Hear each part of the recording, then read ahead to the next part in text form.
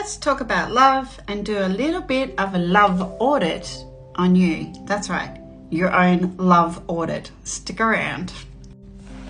Love and intimacy is something that we often just snowball and roll on and on and on into follow-up relationships with not a lot of examination about ourselves. We will examine the circumstances, we will examine the other person, but we won't actually self-critique.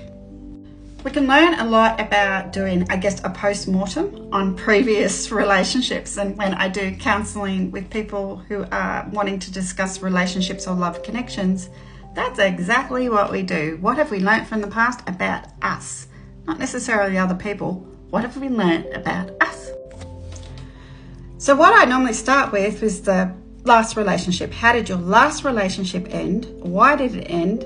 And I ask the hard-hitting question, what role did you play in that? Or what do you think you could have done differently?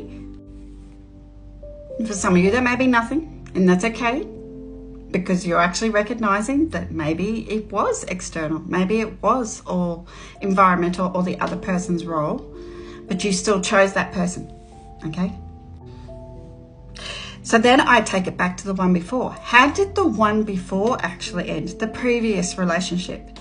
And what time gap did you have between one relationship and the next relationship? And how much reflection and healing did you do?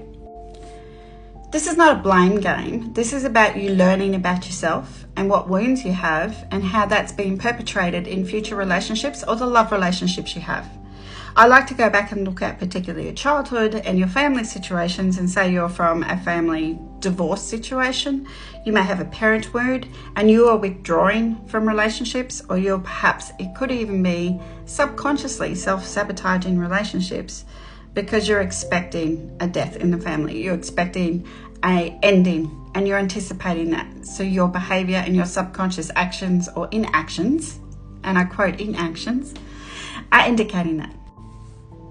So I do encourage you to sit down and journal. And what did you learn about love as a child? What have you ever learnt about love as an adult? Did you ever have a boss who was just like one of your parents, and how did that impact you? Because the working relationships also matter in this situation. Is your partner, spouse like one of your parents? Normally we do choose someone with similar traits. And how were they alike?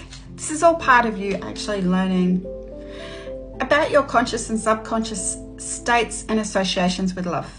When you recognize any patterns or conscious or subconscious thoughts, don't be too hard on yourself. We're all here to learn. This is all lessons. You need to forgive yourself and recognize there could perhaps be a pattern there, and it may need to be changing.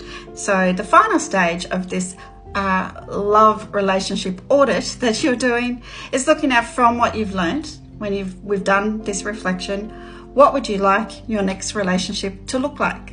And start writing that down. Start telling yourself a story about your future relationships and your role in that future relationships in your journal.